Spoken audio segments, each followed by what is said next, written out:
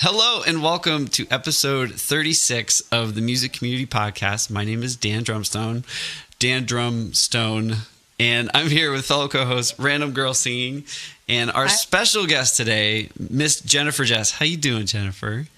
I'm doing well. How are you? Good. Last week, Steph was sick. This week, Doc is sick. He's got laryngitis. I'm afraid for next week, I'm probably going to get like Ebola and like some crazy sickness. But Doc, rest the voice and heal up. But Steph, are you feeling better? I'm like recovering. It's it's that time of year. It's September. The season's changing. All the kids are back in school, infecting each other, and then bringing that back home. It's so gross. Fall allergies among family members, and it's nasty. like it's just very inconvenient, is what it is. But we're getting better. It could be better. I used to never get sick. My wife's a teacher, and when we got married, like instantly, I was sick like at least once every 2 months. And I was like, "What is happening?" She's like, "Oh, you're probably getting germs." And I'm like, "Oh, I hate this." Then we had kids, and I'm surprised I'm still alive. So, but yeah, it's a pleasure to have you here, Jennifer. It really is. I'm excited to hear your story. I don't know a lot of your musical background. That's why I'm very excited to kind of chat with you. So can we start there? Like, when did you get into music? When did all that stuff kind of kick off for you? So I was about 5 years old, and I remember that's when I fell in love with music, and I knew I wanted to be a singer. I watched a little girl. I was at a talent show. She was like, 6 years old. She got up on stage and she sang, "The Sun Will Come Out Tomorrow." Aww. And I just remember sitting there. I'm just like, you can do that? Wow, that's amazing. I want to do that. And I was all into dancing. That was my first love. But like the singing slowly, like I would sit in my room for hours when I was a kid and just sing along to Celine Dion and all my favorite music. And nice. I was such a loner. I just spend so much time by myself just singing. So that's kind of where it all started. Yeah. Did you sing in school? Like so junior high and all that stuff? Choir from 5th grade to my first year of college. Oh, right on. Nice. And then my first year of college, I only went to college for a year and I did vocal performance. So I majored in, I was opera.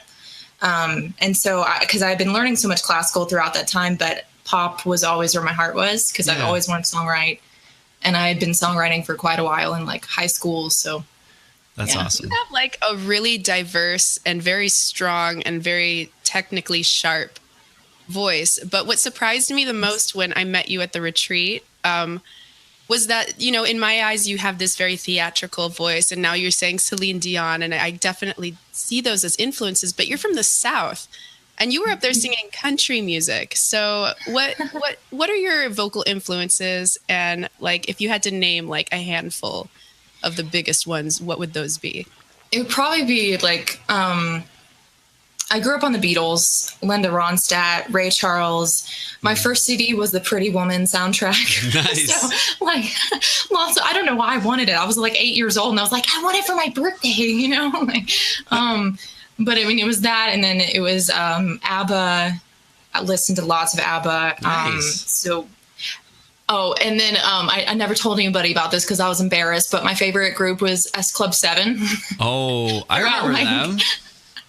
Like through middle school, high school, elementary school, but I just didn't tell anybody because they were like the cool thing, And then of course Celine Dion. So those were like my favorites. And now I love like Sia. I love Emily Sande. They're my favorite songwriters.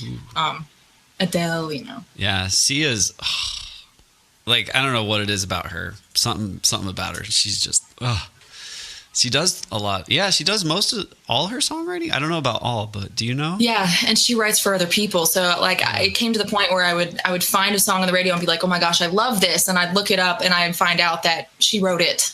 Yeah. So or Max Martin wrote it, which he's also I love him. I'm excited. She's supposed to have something coming out. That's the rumor. Something soon she's due. She's always got something cooking. Yeah.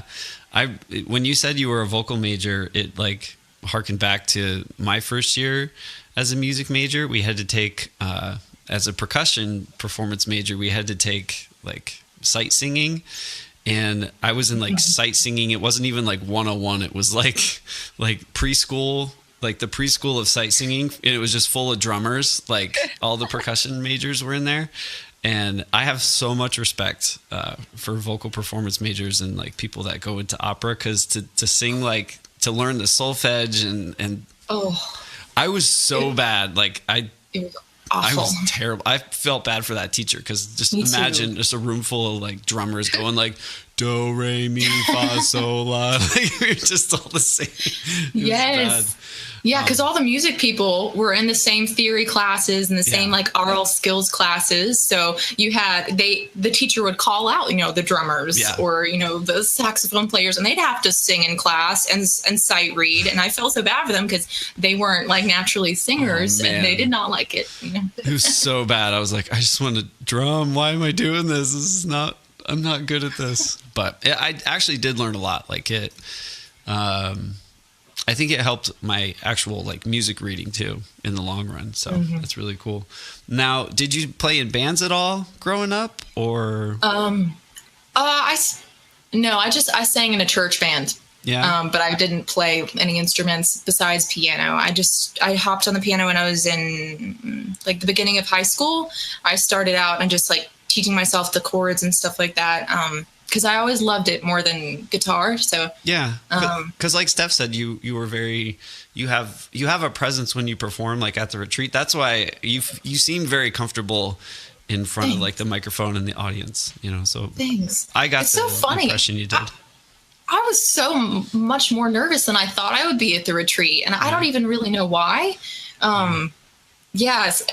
But that's good to know I looked comfortable. Yeah, no, you did. I think I've gotten good at faking it. Yeah. Was that the first time that you'd met a large group of Twitch music people? Yeah. Yeah, you went to was. TwitchCon last year. Yeah, I didn't go to TwitchCon. Yeah, it was So this year? I'm not, actually. Yeah, I know. So you've got a project you're working on, don't you? Yes, I've been working on a demo. Of course, that's a long story. I had recorded the demo, and then I chose to go with my vocal coach's suggestions of people I should work with, because I thought, okay, she knows what she's doing. She works for this like super premier vocal, like crazy like lady. She's super, super like famous for her vocal stuff. And I'm just like, okay, she's got to have good connections. Yeah. And I work with these people, and it was the worst product in the end. And I'm just like, so I decided to, and I wasn't even feeling the songs anymore. So I decided to scratch all of it, start over from scratch. And so now I'm writing songs again, and I decided to produce most of it myself and then get it mixed and mastered by somebody else. That's good for you for having the gut to, even though, the expense and the time was there, I think that it's seriously commendable that you didn't want to put your name on something that didn't feel like it was your vision. It felt like everybody else's vision, and especially like my vocal coach's vision. Yeah. I think I let everybody take a little bit too much control of what I wanted to happen. Yeah. Wow. That's really cool. When do you have a targeted release yet, or? It's okay if you don't. I'm just curious. I'm just curious. Stopping it. You said demo. That's so. Are you not going to release it like an album to the public? Or is this more going to be to shop around? Do you think? I think I just said demo because I was thinking I didn't want to do a full like 6-song EP, but I also didn't just want to do one song. So I think I was just saying demo because I thought 3 songs is a good amount, and I didn't know. It probably won't be like it won't be like radio quality, so I think that I just started calling it a demo because of that. So nice. Oh, that makes sense. Yeah. It's always so confusing because I kept saying like, oh yeah, I'm crowdfunding an album, and then it ended up being like 4 tracks that we put a lot of time into, and then did like a last acoustic track, and everybody was correcting me. They're like, it's an EP. I'm like, oh yeah. Right. Like all the music. Even nowadays, I don't think albums and EPs, because the way stuff gets released anymore, there's no like some people do say albums, and there's like 3 songs on it. So I think it's just a release nowadays. That's how I see it as, Yeah, of course. I was thinking of doing it as in like I make, 2 or 3 songs, put my best into them, and then release them separately, sort of treating them as if they're singles. Yeah. So when did online, that makes more sense because people want things more rapidly. They don't want to wait that long for an album cycle, probably. Yeah, I don't like waiting. Yeah, I mean, it makes sense because you're streaming all the time, you're working on new stuff all the time. It just seems like a good way to a good model. You know what I mean? Like just work on small batches and churn them out. Right. And also to like, since I've never put out my own original music, I just want to sort of test it, before I move on and spend more money on more projects, sort of exciting, feel it out. Cool. When you have a nice, clean, set of a bunch of stuff, you'll have things to choose from and lots of feedback if you want to, Yeah, exactly. That makes sense. When did you get into writing? Like how high far school. into high school? Yeah, like I wrote my first song when I was in 5th grade. Oh no. It was called Mr. Beautiful Face. Written about my crush, of course. I still remember the tune and everything. Oh man. But then I think I wrote a few songs in middle school, but then it really kicked in high school. Nice. But I didn't show them to anybody. Yeah. I just did them in my house. Now, do you remember how Mr. Beautiful Face goes? It was Mr. Beautiful Face should come in my way, acting shy. When you pass by, Mr. Beautiful Face, you're the one for me. Mr. Beautiful Face, down, down, down. That's really good. Nice. If I were to write a song in 5th grade, it would be like, Mega Man is so cool and Legos are fun. Yeah. And yours is like a strut song, like into the play yard, the playground. That's awesome. Now, how would you categorize your originals? Like if you were, because this is all stuff that if it's like your first time releasing it, have you thought about that at all, or like what genre? Yeah. Yeah, I guess I would say somewhere between pop, soul, nice, kind of in there somewhere. Yeah. And that's another thing, like, since I'm going to be doing like this demo where it's like, 2 or 3 songs, it's also like I'll be experimenting with like what sounds I like, like for instance, I might like do a couple of them with just piano and then do one with like a pre-made track from a producer and sort of try that out. So yeah, I'm still finding myself in like, I think I found myself with my songwriting and my melodies, but when it comes to like all the music behind it, I think I'm still finding myself in that. But it's a journey. It's a journey. Like I had a totally different vision. Well, not completely different, but like I was surprised by what came out when I put it together when I was in the studio. I was surprised because I was like, I really didn't see this having this, but I really like it. Was it better than you expected? Mm-hmm. Yeah. Awesome. In the end, yeah. But like how Steph said, you have to put your name on it. So always make sure that it's what you want. And like you said, some of the people who have been doing it a while or maybe have a big name or a big repertoire behind them aren't going to give you as much attention as maybe someone who doesn't, but that someone who doesn't can still put out a great product. So I'm excited for you. That's really cool. Thank you. Thanks.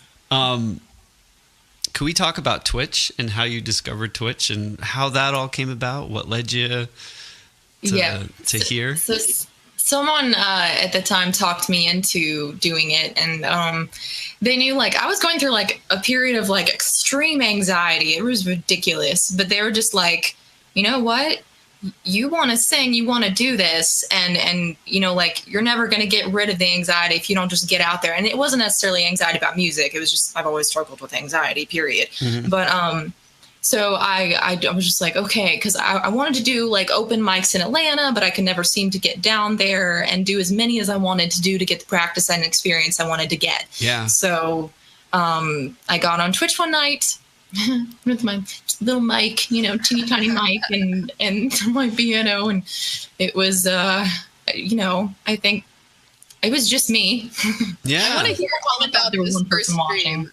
Like, I want to know how it went. Like, what was your experience? Was this your first experience with Twitch? Had you been on the platform before, like as a viewer or anything? I had. This was my very first time. Wow. Yeah. So when I got here, find the internet treated you. Yeah, I mean, like as the second or third stream, I think people actually started coming in, and they'd sort of say hi. They were sort of curious, but to tell you the truth, like if I rewind to a year and 4 or 5 months ago when I started, I was so, I mean, I've progressed so much. I started out not even being able to finish a song, to the point where I had I had like this issue where I couldn't finish a song, even in my bedroom. I couldn't finish the whole song because I had this perfectionist thing where I thought, no, it needs to be perfect. And it was like an issue. So, so then this viewer comes in, and they were my first donator, actually. And they gave me a little talking to. They were just like, you gotta finish your songs, okay? You're great. You can do it. Just get through. It's okay if you mess up. And they gave me this whole pep talk. You and I got was just internet parented. Yeah. I totally did. And so after that, I started finishing my songs. And then from there, I just continued to grow and grow and grow. It was so cool. And they still pop by. Yeah. So you started in, what year is it? So like 2017? Like beginning of 2007? Right on. That's so cool. Yeah, it was like March, April or something like that. Yeah. Now, that's a lesson, though. Don't sacrifice good for perfect. Right? You know what I mean? Like, that's definitely, and I think that Twitch definitely puts you in that spot where you're vulnerable enough times that you just get better and better and better at showing up. And like you said earlier, kind of faking your way through it. Right. I mean, I remember I used to be terrified of vocal cracks before I started Twitch.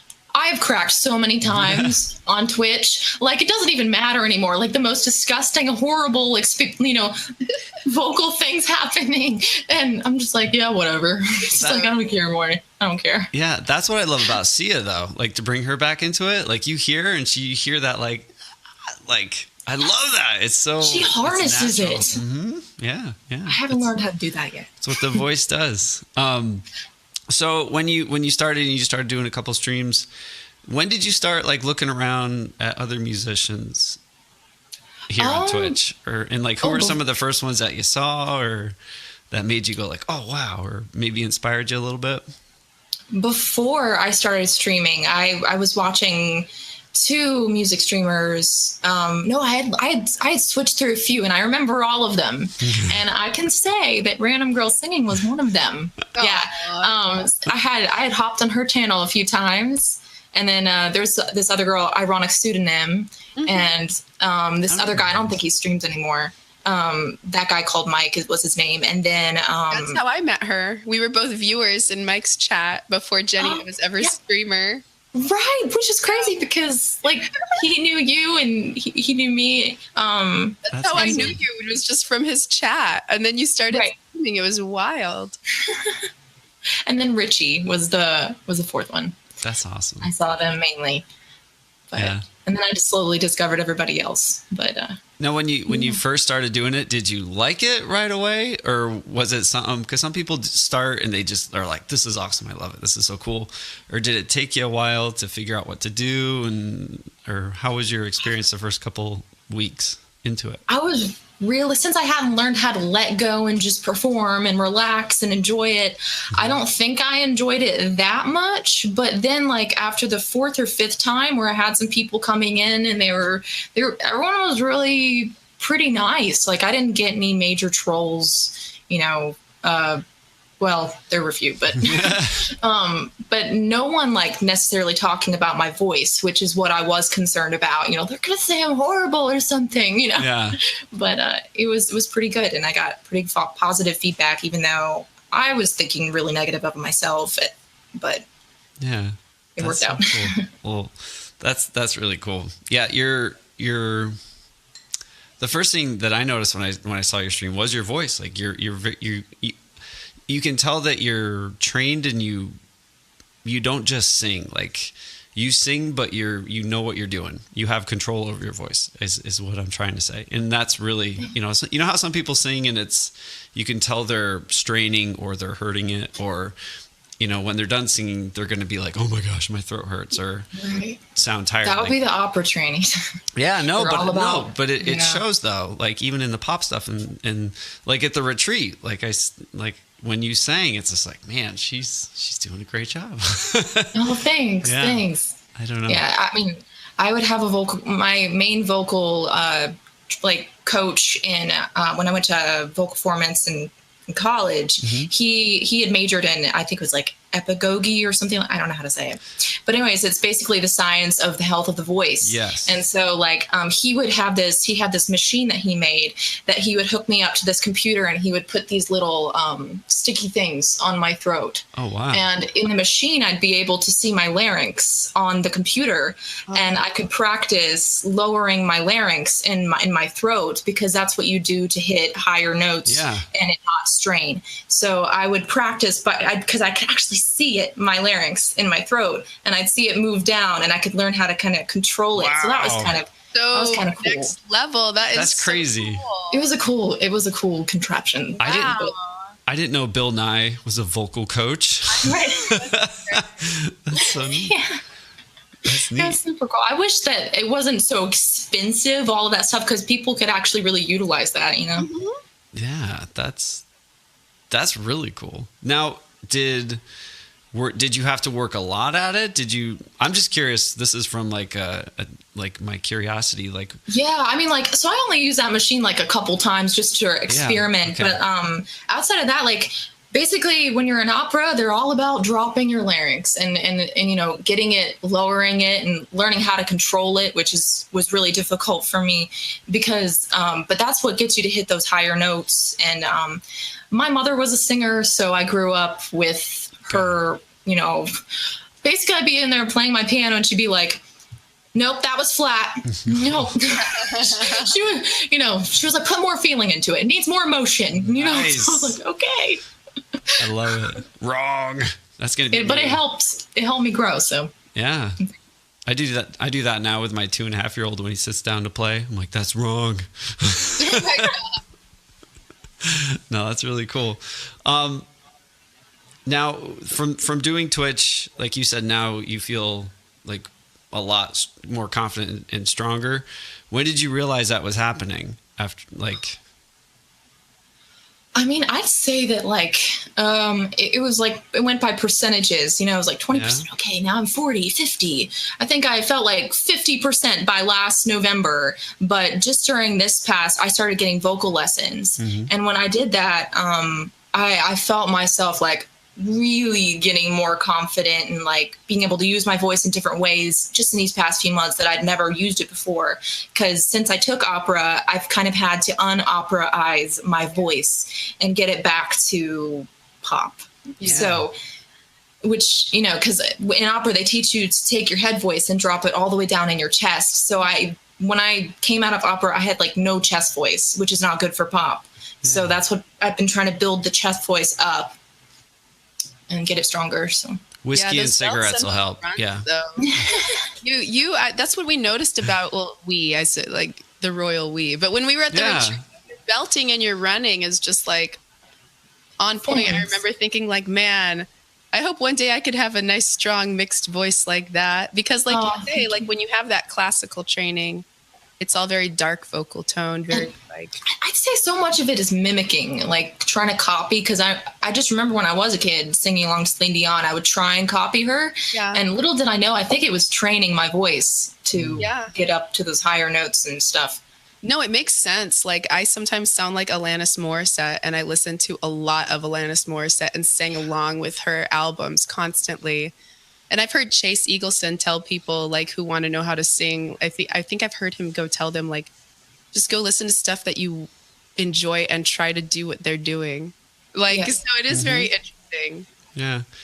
That was one of the things, now that I'm thinking about it, at the retreat was like the mixture of all these different voices, you know, when, you know, cause you guys would say, okay, let's do something for the stream tomorrow night, and then you guys would all go back in a room and practice a song and come out, and there were all these like spontaneous collaborations, but in the end it was really cool. It was a good treat. I don't know, I liked it, and everyone was so different with their voice and their style, and that was kind of cool to watch come together, you know, because you know they're on Twitch but all in one room. It was very, very, very special. Now let's talk tags. Oh, that's an abrupt switch. Okay, Jen. Well, I'm just thinking. Over. Now let's move on to other stuff. Well, because I know this is going to be a really cool discussion, and I'm curious on like what your guys' opinions on them are. Steph, I know you've talked a little bit about it, but I'm curious. For those of you that don't know, Twitch rolled out the new categorizing system about 2 days ago. I believe it was Wednesday. Yeah, it was a couple days ago. It was like things were shifting while I was streaming on Wednesday morning. I started my stream in music, and by the time I was done with my stream, it was already renamed Music and Performing Arts. Yeah. But I still had communities. And then within a few hours, it was like all of the by that night, all of the stuff had seemed to roll out. Yeah. Because I kept... neat. Yeah, I kept trying to like check. I didn't get the option to change stuff until later that evening, probably like 8ish or 9ish. But yeah, same. I went to my Dash and it was left on IRL, which is already gone. So it's gonna. I was like, rip. That's the last time I'm gonna see that there. It's still. Right, yes. No, I was gonna say IRL is still there, or it was for me yesterday, but it just has 0 viewers in it. I don't know. Yeah, I was gonna say that about my creative at the top has 0. I'm just like, that's so sad. I know. I mean, it kind of, but it makes sense. This has been a long time coming. They used those core categories to kind of grow a variety of social content that was not video game content, and now they're able to know what people have been doing. It makes sense. I don't think it's really impacted or killed off communities. Like, you know what I mean? It's hard to say in 2 days, but when you go and visit that non-gaming content tag, that's a way where you can basically see everything that is not gaming at a glance. And everything seemed to be, it was like 40 or 50,000 viewers in there. Yeah. Non-gaming. You know, mostly in sitting and chatting, and music was like the 3rd or 4th most popular category among that tag. Music had a lot of people in it, so it is pretty. I think it's pretty cool. I think it makes sense. Makes it more clear for the viewer. Yeah. I did have someone in my chat yesterday that was complaining like, I can't browse communities anymore.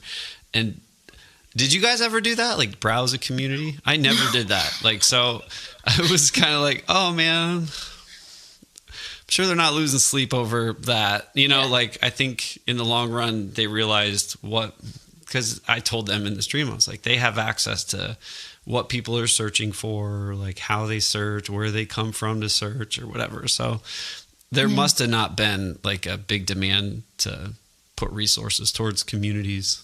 People didn't like them, and I didn't like them because they were user generated, so it was just too much to sift through, you know. There's so many of them. Yeah. So yeah, IRL's gone. What do you guys think of the tag or like the sub tag choices, I guess? So, or the category tags, like there's, well, we could pull up a list of them and say what they are, but I think it makes sense. They have where are they? For like music, like there's they've got music and performing arts is one of them. That's the main one that we fall under. They've kind of split it up. You know, there's talk shows and podcasts, science and tech, travel out and outdoors, tabletop RPG, special events, sports and fitness, music and performing arts, makers and crafting, just chatting, food and drink, beauty and body art, ASMR, art. I'm just looking at a glance, but I'm sure there's other ones. But I think it makes sense. Though and I suppose they don't really have a lot of dance or anything like that on. If you select music, I don't know if anyone has their dashboard open. If you select music and then go under the tags, there's like a specific list that you can add to your tags, like to help people even fine tune it more under music. Add filters. Yeah. Like there's a few of them, like educational or performance, you know, composing, production, that here's sort of the one thing I've heard is that you can only have 3 tags, and people are having to use them on languages is what I thought. I read something about that. Like, oh really? Only having 3 and something about languages was an issue. I just used 2. Because they're still working out the kinks. Yeah, there weren't any other ones that I thought described me too well or what I was doing on my channel. But I don't think you need to have 3, or sometimes if you're just performing, I think just 1 is fine. Well, here's some. They have music performance, music production. They have singing. Oh yeah, singing. Do they have DJs yet? DJ? No. Do they have radio? Yet. I don't think so. No, they don't have DJ or radio. Yeah. But it's definitely setting it up for, a different kind of content. And I think that's what they wanted to do with IRL, like to just say, hey, if you want to broadcast, you stargazing, do it on Twitch. But now they can do it, and they can do it under like science and technology or something, or, make it more categorized. I like it. It's like inviting more people. It's like, because before it was like, okay, well, I guess I could stream this on Twitch. But now it's like, oh, there's a category for it. Oh, I can stream this on Twitch, Well, Twitch did the same thing they did with creative. They just created the same exact problem within IRL that was in creative, which was that it was a bunch of different kind of content, all just sort of, just put there together, where you just are scrolling endlessly through ASMR and people doing their, squats and, sorry, everybody. You have to do them. So this makes them look more professional too. You know what I mean? And I think it fosters community building. Yeah. There, when you're like, okay, well, who else does what I do? This is just going to be an easier way for people to see, okay, who else is doing what I'm doing in my category? Yeah. And I don't, as far as I know, some streamers have been asked about it, and I've read on Twitter and stuff. Like I streamed yesterday for the first time under it, and I noticed a few new faces, but it wasn't like, holy crap, where'd all my viewers go? How come I don't? Or wow, we have a lot more. I think music, the categories that were already kind of there, I don't think not much is going to change too much, but I think it is going to foster the, some of these newer communities like science and like makers and crafters. Like I think that's going to be really neat. And I think that's going to be built up a lot quicker. But I think if, music and all that, it's nothing's going to change. I don't think too much, but I don't think so. Oh, correction. 5 tags now, not just 3, 5 tags. Oh, wow. That's a busy stream now. If you're doing 5 different things on those tags. I mean, but it makes sense, because eventually, what if you're tagging things like genre? And, what if I wanted to be in a singer-songwriter genre, the singing genre, the writing genre, or all these different tags. Like, I can see it. It's not that crazy. Yeah. There needs to be an old man rant tag. You could put that in there. I like it though. Like it. I think I do too. I think it's neat. Nothing changed like gaming wise though, right? Like gamers.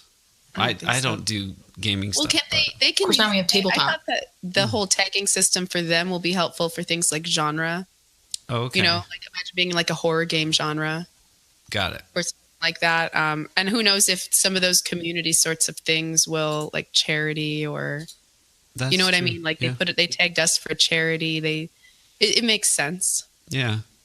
You guys in chat, do you guys have any thoughts on it? I'm just curious, like to get different perspectives, because I know some people were talking about art and the crafting and making are separate now.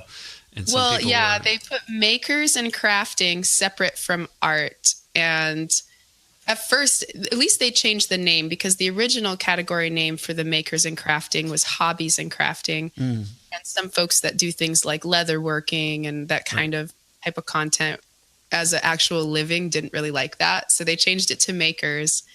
And I asked Suchi Kuchi about it. She's the leather worker that I'm thinking of. And she said, well, we got a few new folks in from being in this own category. So I feel really hopeful about it. Like, that came in after the change, or like knew there was a category? That had come in since the change, because art, I guess more people would think like drawing or painting. Right. Versus like what she's doing. Yeah. So I think it makes sense. Yeah. I dig it.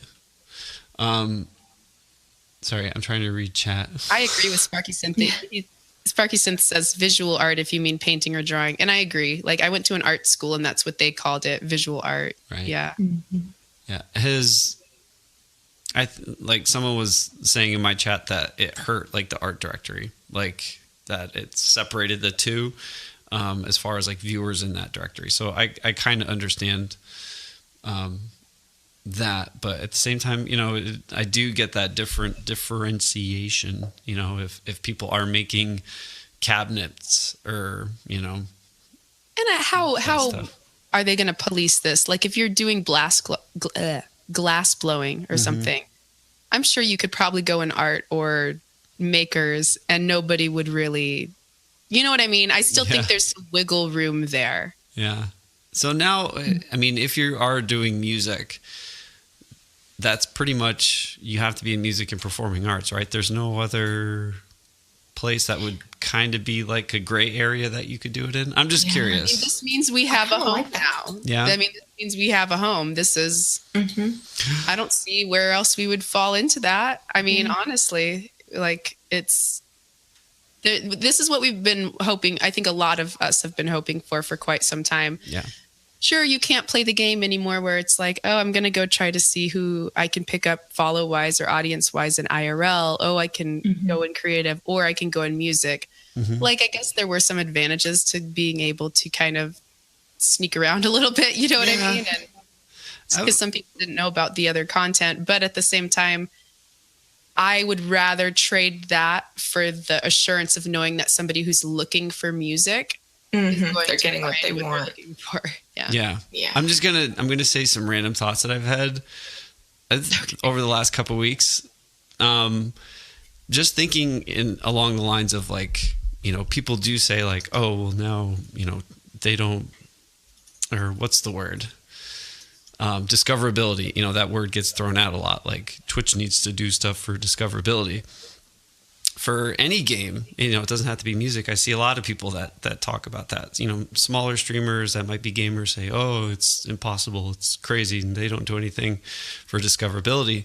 And this is kind of like a devil's advocate position, because like I think it, but I don't. But there's like different ways to think of it. Like Twitch's job and the people at Twitch, their job isn't really to like promote us in a sense. You know, like they don't have to like send people to our streams or do any of this tagging system and categorizing stuff.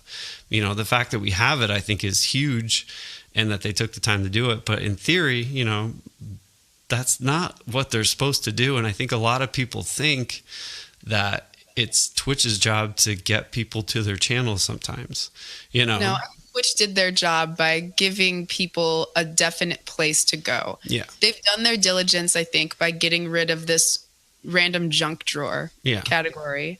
I mean, I don't mean to be so severe on it. I've met some pretty cool things and found content I wasn't expecting in IRL before.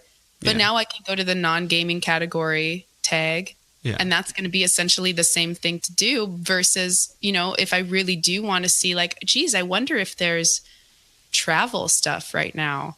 I can go look that up and find it. You know, I think that they did their diligence, and it's up to us to make good content. Yeah.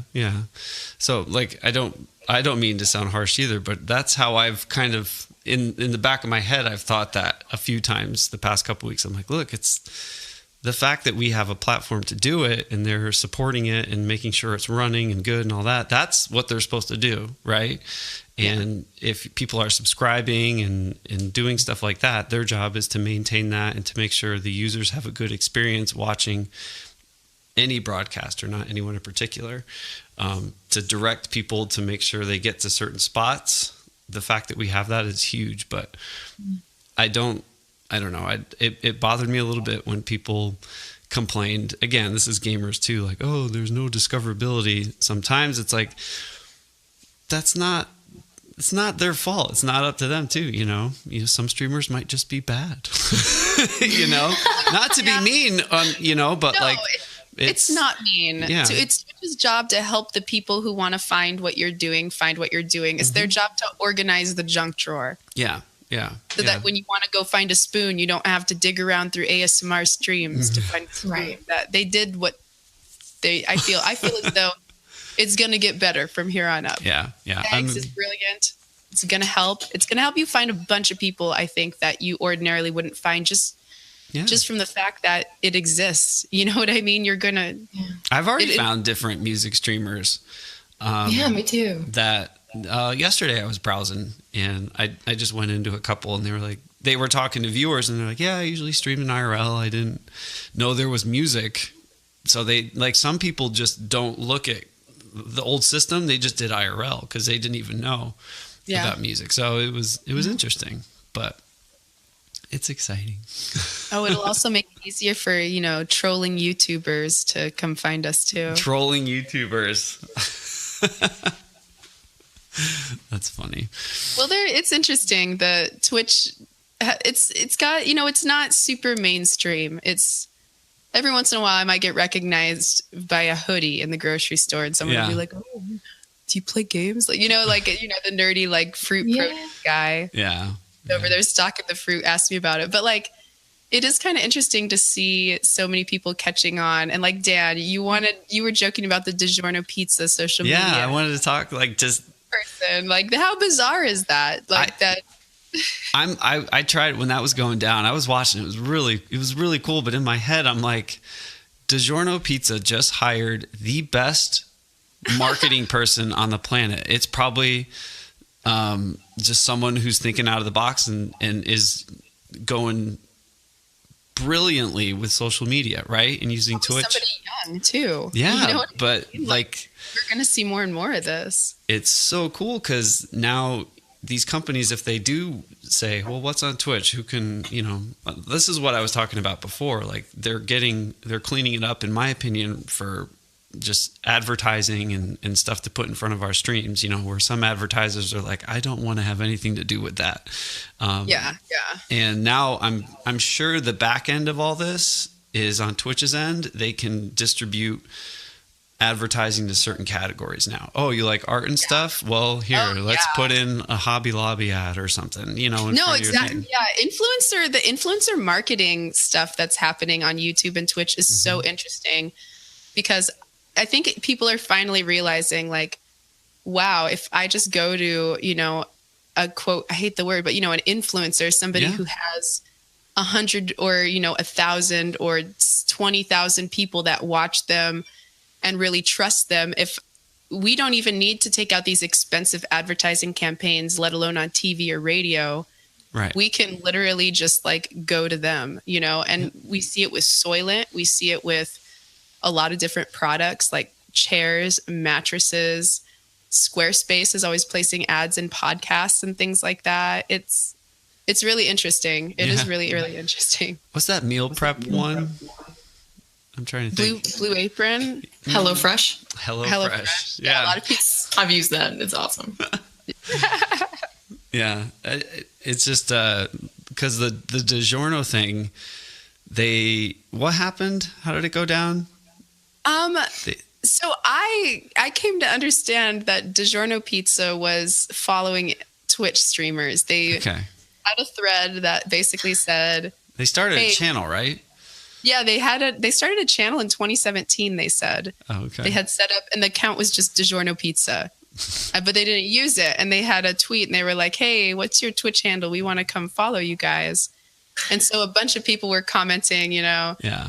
And I initiated a little bit of I replied, but I didn't give them my handle right away. But I was just like, is this real life? They were like, we think so. And I was like, okay. And I was like, if you come to my channel, I'll write a song about DiGiorno Pizza. That's and then like funny. Monday morning, it's like the first 20 minutes of my stream and I'm not done with coffee yet or anything. And there they are. Hi. It's brilliant. It's like DiGiorno Pizza. Oh, you want that song? Okay. Cool. And the song was really good. Like it was cute. I got paid. I got 3 coupons valued up to $7.99. Nice. So, hey, does that mean I can call myself a pro jingle writer now? You can retire with that. Yeah. Like, for sure. No, like that's what I mean. Like the potential for big companies now to want to get involved with an ad space like Twitch, it's kind of sucks for like traditional means of like TV advertising and cable because everyone streams now. Everyone watches Netflix and Hulu and stuff. You don't watch ads. For consumers because nobody wants to get a $80 cable package and sit through, 5 minutes of ads every 10 minutes. When you're just going to fast forward. Yeah, exactly. I'm going to sound like an old guy right now, but do you remember when we were kids? Like there's way more commercials now than there were when we were kids. Right? Yeah. Or is that just I don't me even notice. Old? Well, like we were at a restaurant one time. It was like a sports bar and there was TVs up everywhere.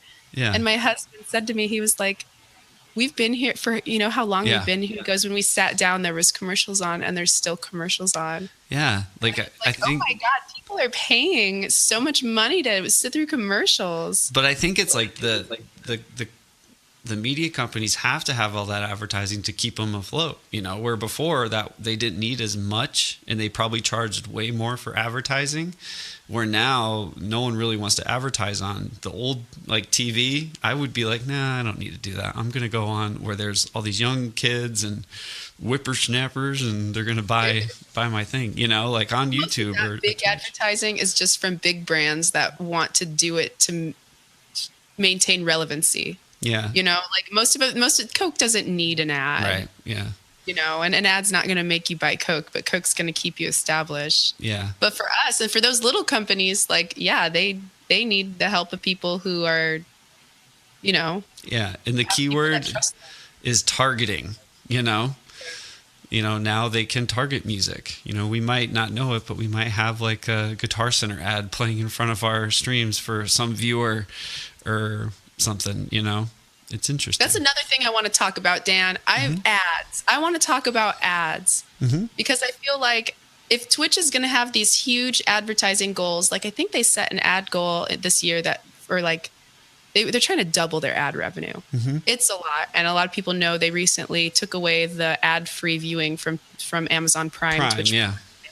That used to be the benefit. Now everybody's going back to having to purchase Turbo if they want that, or they're watching ads. The main complaint that I think a lot of people are concerned that folks are not going to want to give a new channel a chance if they're watching an ad at the beginning for every channel. It's going to folks are concerned it's really going to cut down on people's willingness to browse and give folks a chance.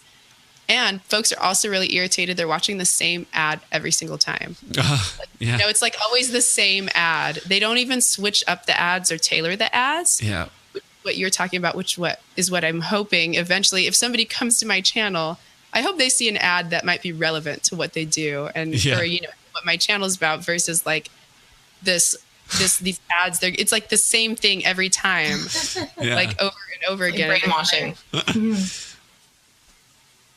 That makes sense. That I didn't know that they wanted to do that, but that totally makes sense with what they're doing now, because that opens up so much more options, because I guarantee you, like I have a lot of family and friends that work in advertising, and they're like, when that whole thing with YouTube went down, and remember like a year ago, and everyone's like, my ad revenue is going crazy, and it was they were messing up everybody's ads. Yeah, a lot of my friends made Destiny videos, like how-tos, or there's guns and stuff in Destiny. It's a shooter, so a lot of advertisers said we don't want to be associated with videos that have any sort of violence in it, which is understandable. I get it, right? If you're advertising, I don't know, kids' toys, you don't want that, right?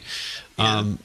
And that in turn demonetized a lot of people's YouTube content because of the ads and the guidelines for ads. But I think if you're under these categories now, advertisers can say, we don't want to be put in front of a video game. We would rather target, smithing or, art or whatever, body painting. A paint company now can just say, no, please, if people are interested in this, let's show them our product. Let's do that. Like it does open the door for a lot more revenue for them. As far as it being played in the beginning, I could totally see how that would be annoying. That would annoy the crap out of me. For every X number of minutes that you've watched, you get one, Or how when you go into a stream for the first time, there's that little warning in the chat bar that you can get. Do you know, like like the rules for the channel? Oh, you cut out. Oh yeah, that pop up. Yeah. So like your first time to a channel, you have to like agree to, oh hi, I won't be a jerk and call people names.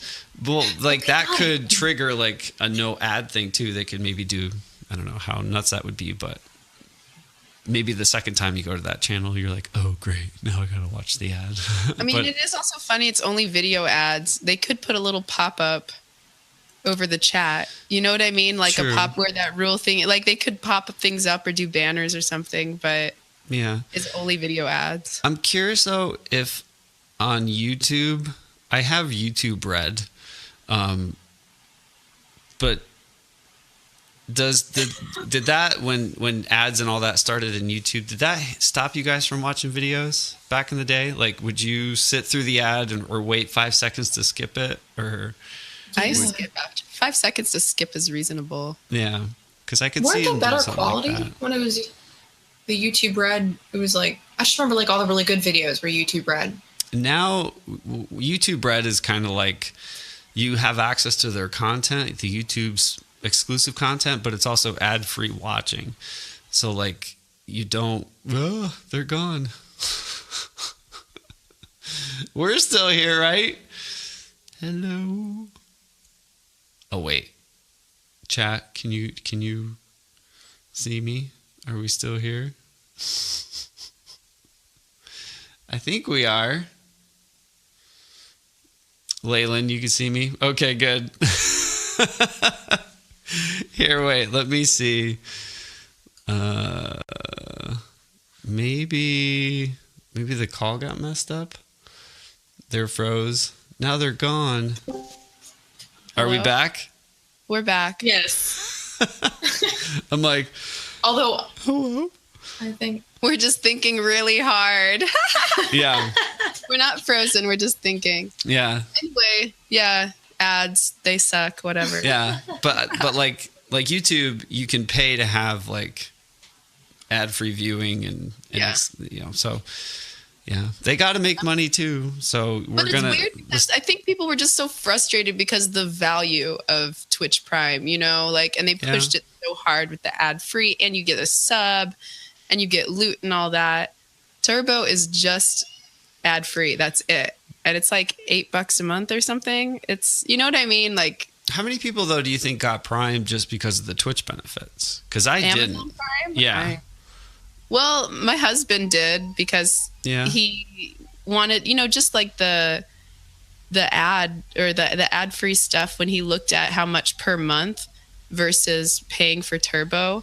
Plus, he could just, Free shipping. send. Yeah. Well, yeah. I mean, I have it, but he got it too, just because he's like, well, I can just toss my sub at you Got it. and got then it. also get the ad free viewing, and it's just makes sense. Yeah, that does. Yeah. Yeah, it'll be interesting to see. I didn't think about the Prime thing with the ads. Curiouser. When does that go into effect? Because I don't think it has yet. I think, I don't know. A lot of people have said it hasn't affected them. And then I thought I saw somebody said they just signed up for Prime and they're seeing ads. Oh, okay. Yeah, because I maybe it's rolling. I don't know. I haven't, and I haven't seen an ad on Twitch in a, Yeah, I in haven't a seen long any ads time. yet either. Dear Twitch, when does? I know, right? Oh, it's at our next renewal. It changes. Okay. I don't even know when that is. Ads would be a pain on talk shows and music streamers. We could miss something. Yeah, do ads just randomly pop up during streams? I didn't.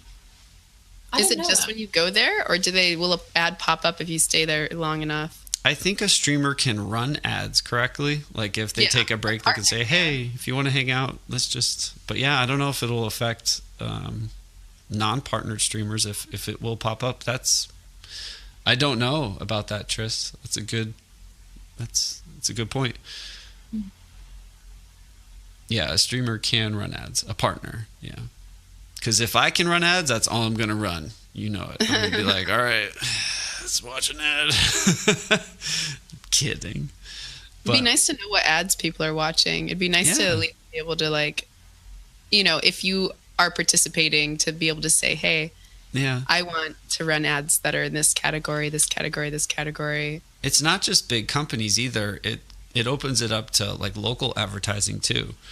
Like you might start seeing like advertisements for so-and-so restaurant in your town, or the Billy Joel like car dealership or something, like just how it is on like Twitter and Instagram when you log in. You know, you get those Or little you can ads. have, like, a big viewership in a particular country. Mm-hmm. Yeah. Those targeted ads. I wonder if if Twitch has their own ad system, or if they utilize something like Facebook ads or Google, or if there's like this other thing that controls advertising. I'm curious about that. I don't know. I don't think Amazon would let Google control their that's ads. true. But That's true. don't really know, man. They're probably doing their own thing. I didn't I'm sure think about Amazon's that. got some fancy formulas on their chalkboard. Yeah. Does Amazon have ads? I know they have, like, you know, people search for this and stuff, but are there ads on Amazon when you shop? On their site? Yeah. I mean, Just off on the sides, I think. But Yeah. Amazon, if they're like integrated in so much. You ever, Yeah. have something that you looked at on Amazon once, and then you get like, you're on another social media platform and you see Yeah. an Amazon ad on that platform It's for got- what you just looked at on Amazon? That's got me in trouble because, like, some gears popped up and Karen's like, were you looking at, you know, bass guitars? I'm like, no. And then a bass guitar might show up and she'll be like, because it does, like, it goes off stuff you're searching for. And I wish dinosaurs would show up because I'd buy a dinosaur. They do their own advertising. Right on. Amazon usually banks on weird deals on stuff they own rather than ads. That makes sense. Do you guys have any questions for us or any other stuff you'd like to talk about with, like, the changes, or for Jennifer? Yeah, it's Q&A time. Q&A. It's send us your Q's and we'll give you some A's. Hey. Hey. Rob Don't make us says, dumb in front of our friends. yeah, Rob says, just really quick, I think we're at a really interesting time where people are transitioning away from buying a certain brand because the way they're presented. And I think that's very true, though. You know, like, before, when you were a kid, you were like, oh, I need this cereal. That's like the best cereal. Crossfire. I need Yes. a new exciting game. I'm going to get Crossfire. Yeah. But now, like, all these smaller companies are getting chances to advertise, you know, maybe locally or just in small bursts in certain areas. Well, reviews too. Reviews and word of mouth. You know what I mean? Like, I don't buy anything these days hardly without a review. Yeah. I don't like ads anymore. I don't want to watch. same with restaurants. I always make sure it's 4 or 5 star, like, on the ratings. Do ya? I'm always checking ratings everywhere I go. I'm just, That would explain why I've had some really bad meals. I don't do that. I probably you should. should. I mean, I'm never disappointed anymore. It's awesome. What do you use? What's the food one? I just go to Google. I look up the Google. restaurant and then I just look for the rating. Yeah. I Nice wonder. and easy. I wonder if like, imagine if, I'm sure it's going to happen sometime, but people being able to rate Twitch streamers, that'd be interesting. Oh, like, what if it was like Rate My Professor and you get like a chili pepper or something? Yeah. Or people would, yeah, like, what if people could, like, on, like, the LinkedIn Yeah. things where people endorse you? They could endorse you to be like funny, positive, Professional. yeah, exactly. No like, one would take that serious. Like, that Not would at all. that would be so bad. It'd be so bad. I hope they never come up with a system like that. I mean, they do have social rating systems based on your stats. Yeah. Social Blade, like, I'm a B-, I think. Oh yeah. Where do you find that? B-. It's not on Twitch, is it? No, but they collect the information from your channel, like how quickly you gained followers, what's your viewership like, all that kind of stuff. And it's got a neat little graph and it's got a neat little, but they send you a rating. I don't know. I remember that. Yeah. It's Yeah. What's the place called? I think one of my mods sent Social me Blade. like, I didn't know, like, your stats were open, like, just like they're just out there. Yeah, and one of my mods, this is like, it's probably like a year ago. She was like, "Yeah, you're doing, really good." I'm like, "How do you know?" and I didn't know that anyone could look that up, but I haven't checked it out. Yeah, socialblade.com. I'm gonna look that up. And Leland, you said, what is my favorite vocal exercise? That would probably be the lip show. So I basically do that over and over again every time before I sing. The Overwatch endorsement system. Highbrows. We're so lucky to have good people that work at Twitch. And that's what I was saying in my chat last night. You know, everything we have now, all this stuff, like they don't have to do in theory, you know, like people at Twitch could just be like, oh, they're good. Let's focus on other things or taking over the world. Maybe they are. I don't know. But I feel like all these luxuries they have, they're kind of like quality of life stuff for our viewers. And that's what I'm getting at. They don't need to do it for the streamers per se. It helps us a lot, but all these changes, I think, for the viewers and the people that are coming to their platform, I think it's making their lives way better, you know. Yeah. Like if I told a friend to say, hey, just check out Twitch, you know, if I didn't give them my address or my name or whatever, like they might know where to find me now. You know, if I just told some random person, oh no, I stream on Twitch. Oh, cool. How do I find you? I'll say, yeah, log in, check out music, and you'll see me on there one day. You know, I think it's really cool that they're doing it. I look myself up though. B-, just like Steph. What am I? What's my rating? I think a lot of the musicians I'm gonna look you up. like B- streams, honestly. Like, I think a lot. Hey, we'll get into some good schools, guys, with that B-. B-, Dan. You're B-. Marginally better than just skirting by. Yep. I'm fine with the B-. Be fine with a C and a C+. Yeah. I don't know. I was always the kid that hated like progress report time and report cards. Like, do you remember getting them? Like, you would get the physical report card as a kid. Now, like my kids that I used to teach, they'd be like, my parents look at my grades every day. Like, you can log in, like, and if they miss their homework on a day, like they get like within 30 minutes, the parents know. Yeah. And I was like, dude, that sucks so bad. I'm so sorry. Because I used to prolong report cards. Like, I'm like, okay, we got them today. I could probably give it to my mom. I don't know where that went. Yeah. And then like my friends' moms would like all talk to each other. Oh yeah, no, they got their report cards. And then I'd do, yeah, no.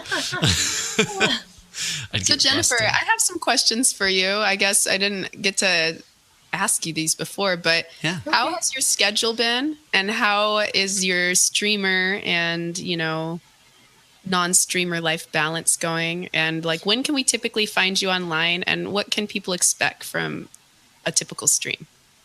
So I've been trying to get back to a normal schedule. This summer's just been so hectic, and I've been streaming at really odd, strange times. But I'm basically going to try and get back to a schedule of like Monday evenings and Wednesday mornings, Thursday evenings, and then a time on the weekend. So I'm going to try and get it to 4 because I've been doing 3 because I've just been so busy. But I really find that fourth stream is like, people really love that. And especially like I did my first weekend stream in a really long time, like a week ago. And it was a really great turnout. And I saw a lot of people I didn't see during the week. So it was really cool. I'll probably keep that up. But yeah, my work, streamer, regular work, and then regular personal life balance, it's going pretty well. Like I basically do music like 75% of my day, and then the other 25% is just my day job.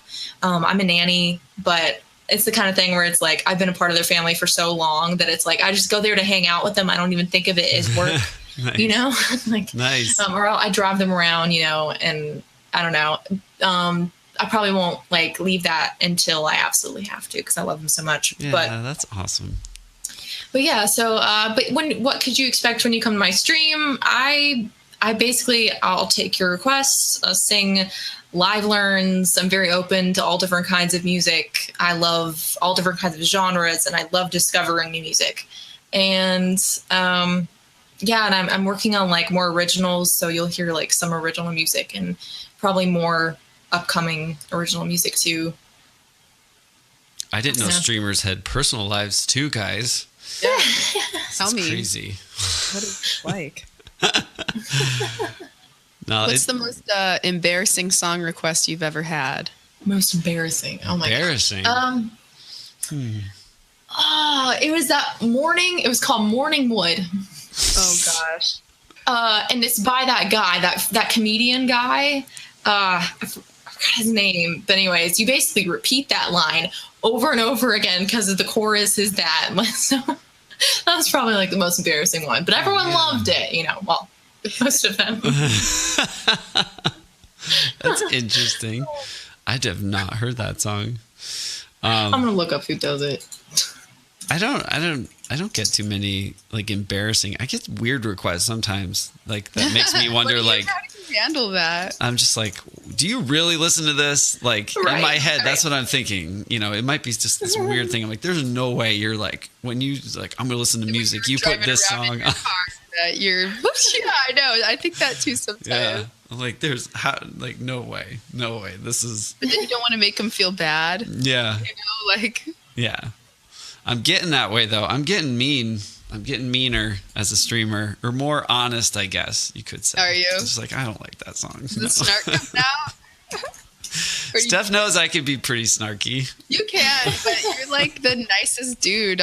You're just a nice dude in general, but on stream you're always like, you know, people can't like go into your stream without you like complimenting somebody or like talking about, I love this song so much. Like, well, I do most of the time, but if it's not that good, I'm more apt to call them out on it now. Just be like that. You are. Yeah. Sometimes I just say, I don't want to. I'm sorry, but I really just don't want to. Like.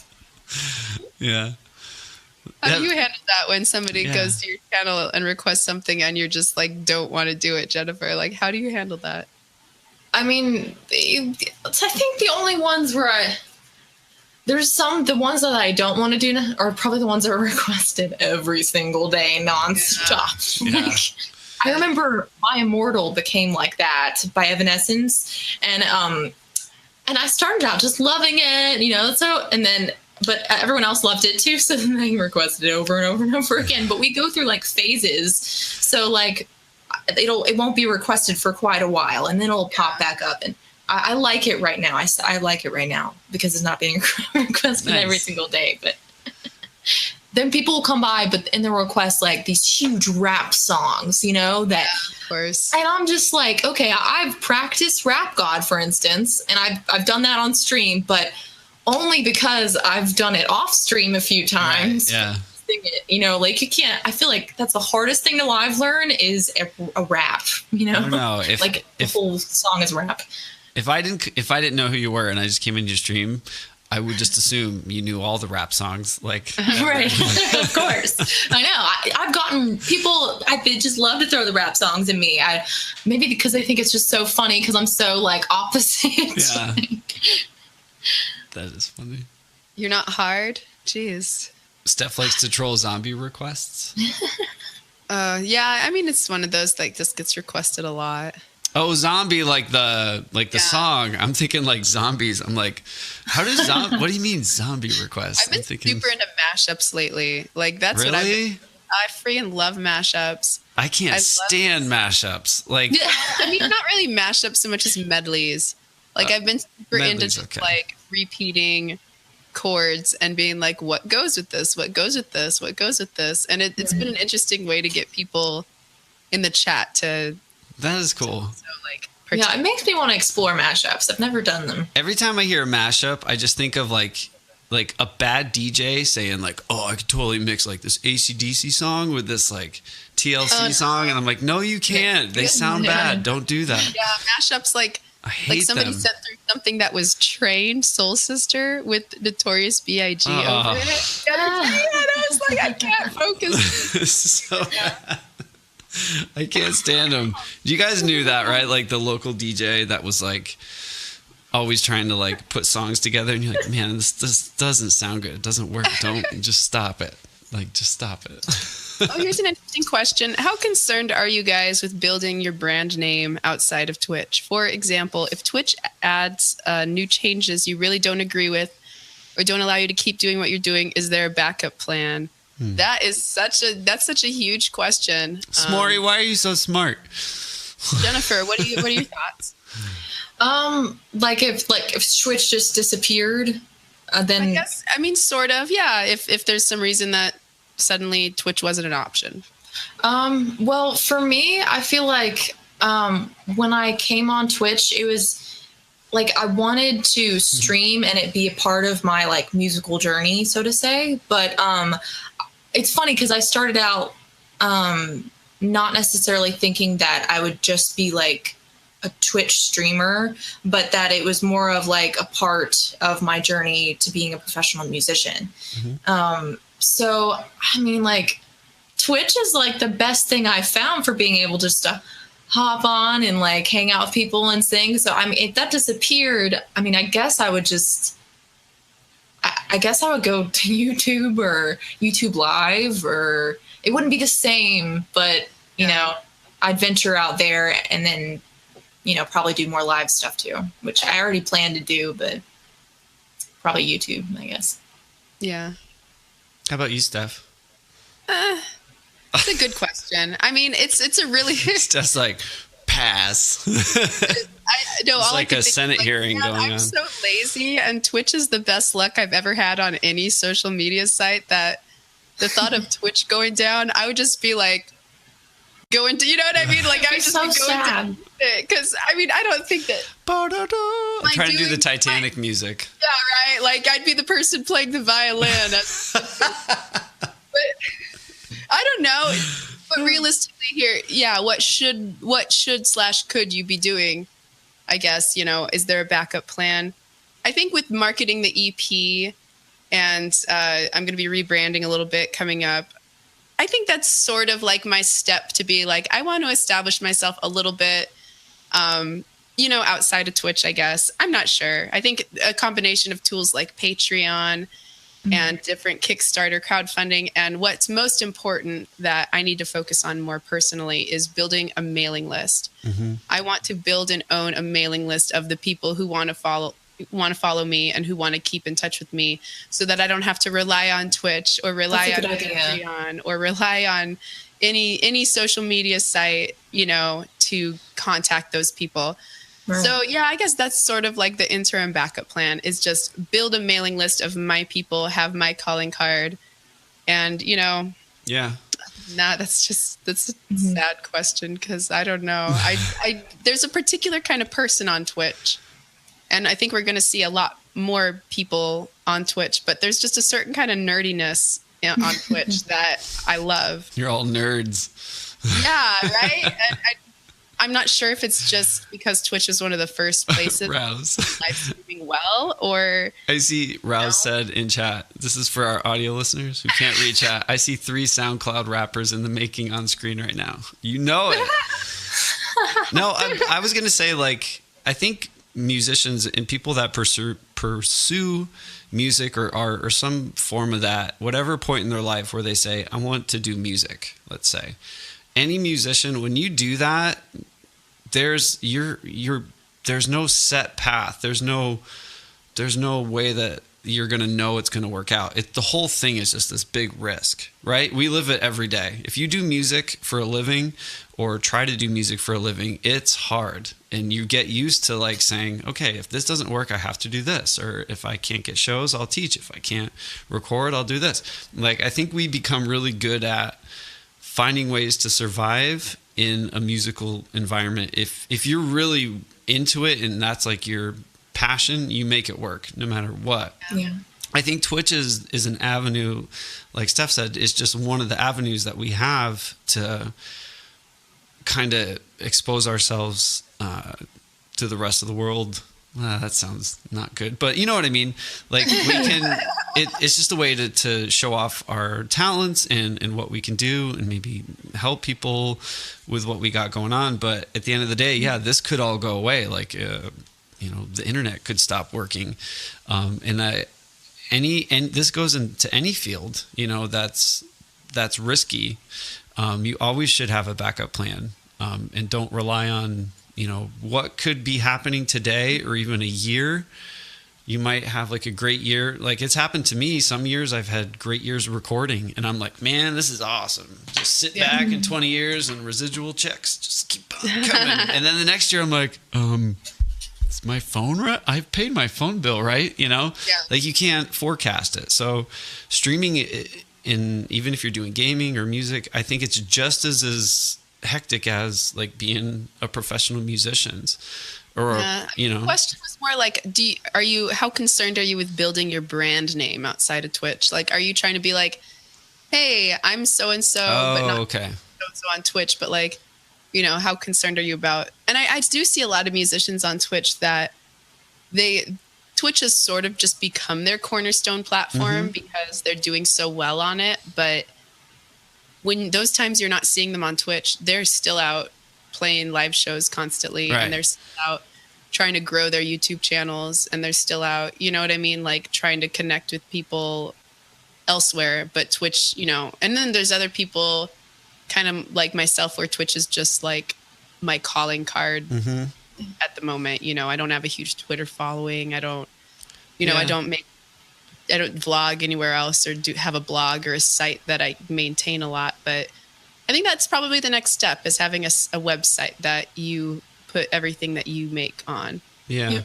Yeah. The Dan Drumstone name for me only exists like on Twitch, and I have a Twitter with it and stuff. But I think the other side of the music thing is more prominent than like my Twitch. So this is like I don't want to say a side hustle, because it's turned into way more than that for me. Like I really enjoy it, and I put a lot of time into it, to the point where I don't take certain work because it's more beneficial for me to do Twitch, and I enjoy it more. Like it's that exciting factor. But yeah, as far as like branding goes, I don't know. The Dan Drumstone name maybe someday I'll have my own whiskey. That's a backup. Maybe I'd like that sounds great.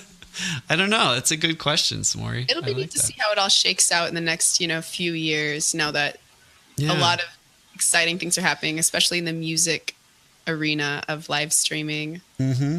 Yeah, branding it's interesting.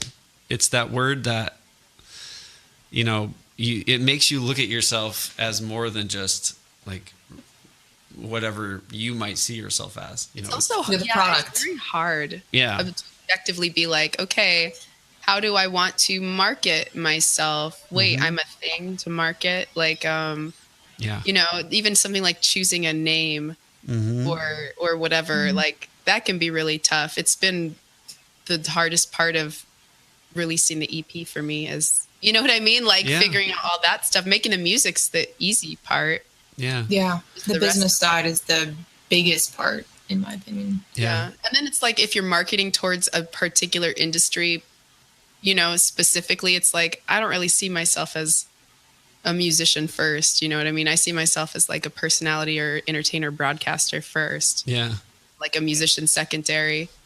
So then it's like, well, do you? I will argue that though. I know, but it's weird because you don't want to risk. Twitch is just a trip because people one minute they're streaming a game and the next minute they're doing their makeup, or the next, you know what I mean? It's like, how do you, in this new wave, like, what do you say you do? Mm-hmm. What would you say you are? Well, that's why I was like, branding to me is like this weird, not weird, but it's interesting because I don't sell anything, like, for me to do something like to have a bunch of shirts that maybe have my name, like I wouldn't even wear it, like I think if I was going to brand something, it would have to be something meaningful to me that I think people would be interested in, or I don't know, thoughts. Interesting question. Yeah. Sure. Smori, I really like that. Diversify those investments, grow your live brand, get your name out there in the outside world, teach, bring your inner Dan Drumstone out in terms of getting out there. Thank you, Rouse. Yeah, that makes sense. Maybe deep down, that's what we're all trying to do with streaming, like even if you're not thinking about branding, but maybe that's... It depends on what your end goal is. Yeah. Yeah. Because I really do enjoy like teaching people, and when people come in and ask a question, like I'd love that stuff. That gets me excited, So I need a branding expert. Do they have those? Can I talk to someone? You have a branding expert working on your stuff. That is true. I didn't want to start talking about that, but I'm not doing any input with that. I'm not doing any input with that though. Well, that's And I'm jealous of that because it sucks to have input on that, because it's like I'm working with a consultant. I hate making these decisions because if it's stupid, I have to all own it. And you know what I mean? Like, I could think this is cool, or I could think that's cool, or whatever. Like, I could be swayed either way. I just want to, like, okay, take me and make me a thing. All right. Just make it look nice. Yeah. You know, present me well. It's That's all, you know, and you have somebody who does that. Mm-hmm. Who's like, okay, I'm going to, you know, you have a really good person. Yeah. Well, because that's when you brought up branding. Now that I'm thinking about all this stuff, but in the next, in probably like 2 weeks, I think, someone is doing stuff for me and for my channel, and they were asked, you know, I just said yes, I would be honored. But it's like this, you know, they said, do you have any ideas and stuff? I said, man, I don't know about marketing and advertising and branding. You know, that's your specialty. And so I gave just 100% creative control to them and said, yeah, just come up with something cool. But at the same time, it's like, you know, when people tell me how to drum sometimes, I'm like, you don't know what you're talking about. And it never works out right. You know, you really trust the person. Yeah. And this person has a body of work that I go, man, yeah, I trust you 100%. You don't do that with someone you don't know what they're going to do. But that I'm curious to see where that's going to go and what's going to happen with that. But as far as like turning it into a brand, I don't know what to do. You know, in a sense. Would you say that you drumming, that's your product, or? It is outside of Twitch. Yeah. Like if people call me, it's to record on stuff. But on Twitch, you know, that's not what it is. It's different. It's like, I don't know what it is. That's why I'm thinking about it. I'm trying to think. Right. Rob says the person being the content is such a new concept. Yeah. It's such a strange path to navigate. Yeah. Isn't it? It's weird. What font am I? Please just not papyrus. Hands. No, because it's you have this identity when you are in front of people a lot, you know, and I've been just Dan, the drummer, for the last 16, 17 years. So that's how I see myself, you know, as just a drummer. And just a drummer. Well, you know what I mean? Like how I see myself, you know, as a musician and stuff. But, you know, Steph said, like, you don't like that word influencer, you know, or so, what did you say? Like, it bothers you, that word, or? I don't know. It's just a really odd word because I don't feel as though people who come to hang out with you want to feel like the influencees. You know what I mean? Like, nobody wants to feel like they're being influenced, i.e. manipulated. Right, yeah. Or swayed by somebody. And at the same time, when you're making genuine connections with people and, you know, you're growing a community, you don't want to take advantage of that trust and that relationship with your audience where you would want to. But I mean, it's a little more innocent than that, I think, when it comes down to it. If you like something like a particular drink or a line of clothing and somebody says like, hey, we just don't, I think a lot of people would like this, but they just don't know about it. And we want to find the people who are likely to like these drumsticks, you know, like, you know, okay, no big deal, but I don't know. Yeah. And it's just an odd, like, title. This is just what I'm thinking, like how you said, you know, it could be like, you don't want to use it in a bad way, but also it could be in a good way. You know, I value a lot of what you guys say on stream and your opinions and stuff, you know, it could be a good influence too. Yeah. Darn it, Smory. What did Smory say? No, he was the one that asked this question. Yeah, he's making me think all this stuff. Yeah. No, I love it though. It's interesting. That's part of this. I think when we all got into streaming, it was just this, like, hey, let's see what happens. And then, you know, I think we're all in cool places that people want to come hang out with us and watch us and listen to us try stuff. You know, it's a cool concept. Yeah. I don't know. But if you are a branding expert and you want to come on the podcast, that's something I think would be really interesting to do or talk about. That is a good idea. Bum, bum, bum. Well, I'm looking at the time. I hate to be that guy, but I have to go pick up my oldest son from first grade. I have to go get in the school pickup line. Kisses. Mine have been home for like an hour and a half. Aw. I hear them. But Jennifer, before we go, can you tell the audio listeners where they can find you, like on Twitch and social media and all that stuff? So you can find me on Twitch, twitch.tv/JenniferJess. And then my main social media I use is Instagram, which is JenniferJess Music. But you'll find me also on YouTube at JenniferJess Music. And then Twitter is JenJess Music. So nice. Well, thank you for taking the time to be here today. No, this was fun.